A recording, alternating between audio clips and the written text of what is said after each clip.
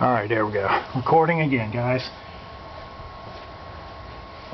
The reason I broke up this removal and reinstallation into two vids is because if it comes out easy and doesn't bind, it doesn't go back in. And if it's hard getting out, then the thing seems to go back into place pretty well, so I'm breaking it up into two vids, like I was saying there. And this is what I discovered this morning when I was trying to figure out a way to get it back into place without removing a plenum and without, well, I couldn't get a socket on this last injector housing bolt to move the bracket out of the way. So before I gave up and loosened the plenum, I tried a different angle of attack and it worked. Yesterday I was bringing the last part of the mounting flange into place last. This morning I tried it first and it worked. And here's where we're going to get started on this. Your oil temperature sensor is not that much of a problem. If you need a little bit of extra room, roll the impeller and that'll give you just that little bit extra that you need. So get that part of the mounting bracket in first and keep wiggling the alternator as you go in. That tells you where your binding is starting to occur, which kind of impedes your progress there. So let's got it down centerward, and let's go back a little bit to get the clearance here on the casing. Let's see, and right, it should drop straight down if you hit it right. Let's see, I'm trying to stay out. Okay, there we go. And once you hit that sweet spot and that part of the bracket drops into place, just go straight downward further, and you'll get that little bit of extra, well, you might get that little bit of extra clearance needed to roll the casing under the plenum. And like I said, just keep rocking it so you can tell where you're starting to lose your clearance and where it's starting to bind. Up and down, back and forth, inward and outward.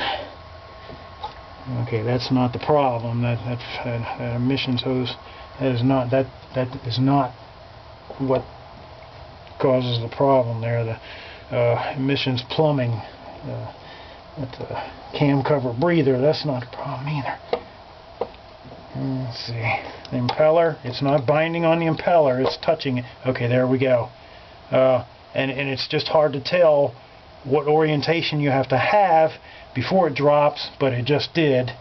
And it did involve, it wasn't binding hard on the oil temperature sensor, but sometimes just rolling the impeller up or down next to the oil temperature sensor is all you need to get it to drop into place. And there we go. And don't let that line get unaccounted for out of the way. Okay, there we go. And we are ready to start bolting it into place, and I'll go ahead and do that.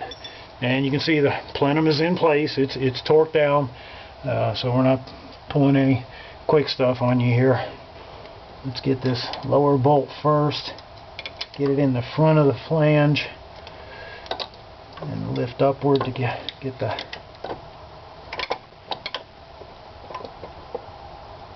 now let's see if I can throw a bolt down there in the dirt. We're halfway between here and the dirt and just get it lost. Alright, come on, sweetie. Okay, there we go. Let's get the threading started. Okay. Okay, it's started. Get a shot of antifreeze. This global warming is killing me, guys. Alright, get the pivoting bracket into place. And believe it or not, the tails in the back of the alternator are not that big a deal. Getting that connector, that 12 volt connector in place, that is I did it a little while ago before I decided to do the vid, and it was not that difficult. Your only danger is dropping, and if your butterfingers like yours truly, use a magnet while you're and the magnet does kind of cause problems, but it'll save you from having to remove it and put it back into place again. And I'm not going to include those in the vid. I don't want to jinx myself here. And that's essentially all there is to it, guys. You can remove the alternator with the plenum in place, and whether or not you can also remove it and reinstall it with the coolant manifold in place, I don't know, and it's too cold out here to stand around and figure it out. If you got any questions, post up. If you got any tips, post up. But I just wanted to do this video to prove it could be done. Whether or not anybody's done it before and shown it, I don't know. Really don't care. Yours truly has. So I've kind of made my contribution. Thanks for watching, guys, and I will get back to you next time there. Bye-bye there.